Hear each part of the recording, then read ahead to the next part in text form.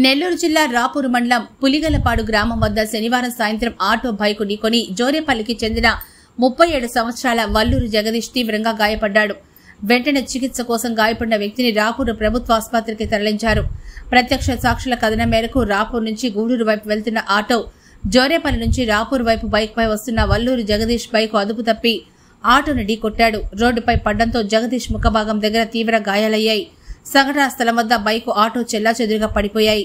సంఘటనా స్థలానికి చేరుకున్న పోలీసులు కేసు నమోదు చేసి దర్యాప్తు చేస్తున్నారు.